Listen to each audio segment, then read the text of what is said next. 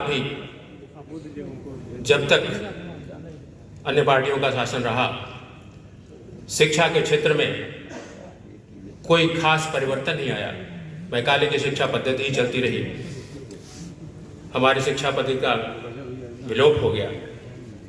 चिकित्सा के क्षेत्र में हम नीचे चलते चले गए। चरक और सुश्रुत के जमाने की हमारी शिक्षा पद्धति, जिसका विश्व में डंका बजता था, लोप हो गया। किसी भी तरह से हम सिर्फ जीवन यापन ही करते रहे। जब ये सरकार आई केंद्र में और प्रदेश में योगी आदित्यनाथ जी महाराज की सरकार आई, तब हमको ऐसा लगा कि वास्तविक आज़ादी हमको अब मिली है। हर क्षेत्र में, वो चाहे कृषि का क्षेत्र हो, चाहे औद्योगिक का क्षेत्र हो, चिकित्सा के क्षेत्र में हमने देखा कि जब महाराज जी मुख्यमंत्री हुए, उसके पहले 1978 से लेकर के और इनके मुख्यमंत्री होने तक जापानीज इंसेफेलाइटिस नाम की एक बीमारी भयंकर रूप से फैली हुई थी।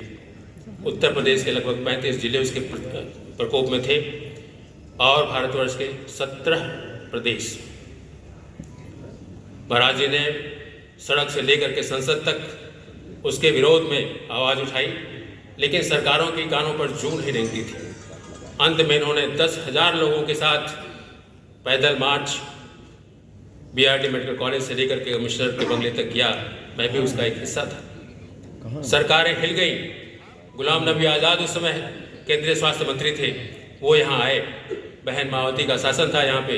इन्होंने सेक्रेटरी को भेजा, चीफ सेक्रेटरी आए, एक एमडी पीडियाट्रिक्स और 2 डीसीएच की सीटें बढ़ाई गई। मैंने उसका उसमें भी विरोध किया था कि लड़के तो यहाँ आएंगे, डिग्री लेकर के अपने शहर चले जाएंगे, हमको क्या मिला। महाराज जी की उस समय की डिमांड थी कि वैक्सीनेशन दिया जाए, लेकिन वो चीज़ें पूरी नहीं हुई। लगभग 600-700 मौतें प्रतिवर्ष होती रहीं, उतने ही बच्चे विकलांग होते रहे। अंत में जब महाराज जी का शासन आया, इनके प्रबंध तंत्र ने, प्रबंधन कुशलता ने ऐसा काम किया कि वो मृत्यु दर 700 से घट करके आज सिर्फ 5 और 6 तक रह गई। बंधुओं, सारे गांव वही हैं, मजरे वही हैं, नदियां नाले तालाब वही हैं, वही खेत हैं, वही धान के खेत हैं, वही मच्छर हैं। सिर्फ अगर कुछ बदला है तो लखनऊ में शासन बदला है, मुख्यमंत्री योगी आदित्यनाथ के रूप में बदला है और इंसेफेलाइटिस खत्म हो गई। उसका एक बहुत बड़ा लाभ मिला जब कोविड आया। महाराज जी का मंत्र था वैक्सीनेशन और स्वच्छता। इस पर इन्होंने जोर दिया। 8 मंत्रिमंडलों को मिला करके एक यूनिट तैयार की, दस्तक अभियान चलाया, घर घर जाकर के लोगों को जागरूक किया गया। जेई और एईएस के लक्षण बताए गए लोगों के अंदर, वो जागरूक हुए। पीएससी और सीएससी को अपग्रेड किया गया। हर सीएससी के ऊपर मिनी पीकू बनाया गया। मेडिकल कॉलेज में संसाधन बढ़ाए गए और तब जा कर के ये बीमारी कंट्रोल में आई। उसका नतीजा ये हुआ कि जब कोविड यहाँ पे आया तो उसी स्वच्छता अभियान ने उसके ऊपर नकेल कसी और कोविड कंट्रोल का मॉडल पूरे दुनिया और भारतवर्ष में यूपी मॉडल बन गया। क्योंकि आदित्यनाथ जी महाराज की वो दूरदृष्टि थी, वो सोच थी, जिसने कोविड को कंट्रोल किया। 32 लाख प्रवासी मजदूर जब उत्तर प्रदेश में आए तो हम लोगों ने सोचा था कि कम से कम 1.5 करोड़ लोगों को ये लोग फैलाएंगे, एक आदमी 5 को फैलाएगा, लेकिन इसके विपरीत हुआ। मृत्यु दर सबसे कम उत्तर प्रदेश में रही। 1,80,000 बेड महाराज जी ने तैयार की। 550 ऑक्सीजन जनरेटर। जिस प्रदेश में एक मास्क नहीं बनता था, एक पीपीई किट नहीं बनता था, वहाँ इतने पीपीई किट बने कि पूरे प्रदेश में, इसी पड़ोना से बनकर के और पूरे प्रदेश को सप्लाई होते थे। जहाँ पर एक टेस्ट नहीं होती थी, वहाँ पे 2,75,000 टेस्ट प्रतिदिन होने लगे। ये कुशल प्रबंधन का कमाल है। योगी आदित्यनाथ जी महाराज से ही संभव है और किसी के बस का ही काम नहीं था। कोविड के बाद पोस्ट कोविड हृदय की बीमारियां होने लगी, तमाम लोग मरने लगे। उसके लिए इन्होंने अलग से पोस्ट कोविड वार्ड बनवाया। जिन बच्चों के माता पिता दोनों ही मर गए थे, उन लोगों को 4,000 रुपये महीना उन बच्चों को स्वीकृत किया। उनके देख रेख के लिए उनके जो नज़दीकी रिश्तेदार थे उनको दिया जाता था, अन्यथा वो बच्चे अनाथ हो जाते। कोई पूछता नहीं, उस धन के लालच में ही वो उनके रिश्तेदार उनको रखे हुए हैं और उनका पालन पोषण हो रहा है। कोविड से मरने वाले की घर में कोई पूछने वाला नहीं था। छूत की बीमारी है। उनके अंतिम संस्कार की व्यवस्था उत्तर प्रदेश सरकार ने किया। मरीज मृत्यु के बाद एम्बुलेंस से सीधे घाट में पहुंचाया जाता था। ऐसा भी 1-2 बार देखने में आया कि उसके परिजन मुंह देखने के बहाने बैग को खोलते थे और अगर उसकी माँ है, पिता है, उसके नाक में कुछ कील है, कान में कुछ है, मंगलसूत्र है, तो वो निकाल लेते थे। वो मुँह दिखाई के रूप में वो मुँह दिखाई हमने ले लिया। इसके बाद मुख्यमंत्री जी ने एक बहुत अच्छा कार्यक्रम जो प्रारंभ किया, सामूहिक विवाह योजना। मैं स्वयं उसका गवाह रहा हूँ। देवरिया में मैंने जाके देखा है, 50 से लेकर के 250 जोड़ों को एक साथ विवाह के बंधन में बांधा जाता है।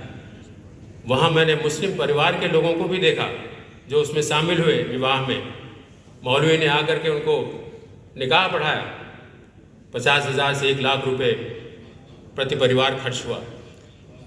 वो परिवार जब अपने घर जाता है, वो महिला जब गर्भवती होती है तो पहले डिटेक्शन पे उसको 1,000 रुपये मिलता है। बाद में फिर वो दिखाती है तो हर 9 तारीख को उसके लिए अलग से व्यवस्था की गई है। उनका ब्लड शुगर, हीमोग्लोबिन वगैरह टेस्ट होगा, अल्ट्रासाउंड होगा और उसको फिर 2,000 रुपये मिलते हैं। प्रसव के समय फिर 2,000 रुपये मिलते हैं। और वो बच्चा जब बड़ा होता है तो उसके शिक्षा के लिए प्राइमरी स्कूल, गरीबों के लिए जो प्राइमरी स्कूल, आज प्राइमरी स्कूल की स्थिति ये है कि कई स्कूलों में एडमिशन लॉटरी बेसिस पे होता है। बनारस में मछोदरी में एक विद्यालय है जिसमें लिफ्ट लगा हुआ है और वहाँ पे विद्यालय में एडमिशन लॉटरी बेसिस पे हुआ है। आधे विद्यार्थी उसमें मुसलमान हैं, जबकि मुसलमानों की आबादी वहाँ से कम 1 किलोमीटर दूर है। ये स्तर प्राथमिक शिक्षा का बढ़ा। वो बच्चा जब बड़ा होता है, सेकेंडरी एजुकेशन उसको निःशुल्क दी जाती है। अगर वो कॉम्पिटिटिव एग्जाम में बैठना चाहता है तो उसकी कोचिंग की निःशुल्क व्यवस्था है, उसको किताबें निःशुल्क दी जाती हैं। और हॉस्टल में अगर रहना चाहता है तो हॉस्टल की व्यवस्था निःशुल्क है। अगर वो कुछ काम करना चाहता है तो कौशल विकास योजना उसके लिए लागू की जाती है। अच्छा, तो इस तरह से इस सरकार ने इतने काम किए लोगों के लिए। गांव में आप जो लोग गांव में रहते होंगे उन्होंने देखा होगा कि गांव के सड़क के किनारे जो गांव है वहाँ पर सड़क इतनी गंदी हो जाती थी कि चलना मुश्किल हो जाता था। लोगों को नाक पे रुमाल रख करके दौड़ करके उतनी दूरी की तय करनी पड़ती थी। साइकिल चलाने वाले अपनी स्पीड वहाँ बढ़ा देते थे। लेकिन स्वच्छ भारत अभियान के अंतर्गत एक ही झटके में ये सारा अभिशाप दूर हो गया। उससे होने वाली बीमारियाँ भी समाप्त हो गई और सबके घर में शौचालय बन गया। पहले जहाँ बिजली नहीं रहती थी, गांव का मरीज अगर शहर आना होता था, प्राथमिक स्वास्थ्य केंद्र पर बिजली नहीं, वहाँ पे मरीज रिफर हो जाता था। CSC पे गया, वहाँ बिजली नहीं है, मरीज वहाँ से रिफर कर दिया। डिस्ट्रिक्ट हॉस्पिटल में मेरे एक रिश्तेदार 7 साल पहले भर्ती हुए, वहाँ पे देवरिया डिस्ट्रिक्ट हॉस्पिटल में इमरजेंसी में उनका ऑपरेशन होना था, उनकी पत्नी का सिजेरियन सेक्शन होना था और सिजेरियन जैसे ही शुरू हुआ बिजली चली गई। चिकित्सक जो चिकित्सिका थी वो रोने लगी। उन्होंने टॉर्च जला करके ऑपरेशन किया। उस बच्चे के अंग को काट काट करके निकालना पड़ा। कितनी दुखद स्थिति थी वो। उस पुरुष ने मुकदमा किया लेकिन कुछ हुआ नहीं। आज स्थिति कितनी बदल गई है कि बिजली जाती नहीं है। तब बिजली जाने के लिए बिजली मंत्री को पैसे मिलते थे कि बिजली काट दो ताकि हमारा जनरेटर और इन्वर्टर बिक सके। आज स्थिति बिल्कुल भिन्न है। 24-24 घंटे बिजली रहती है और कहीं ऐसा नहीं है कि बिजली के नाते किसी को परेशानी हो। महाराज जी को जाना है। मैं अपनी बातों को यहीं समाप्त करता हूँ। महाराज जी के चरणों में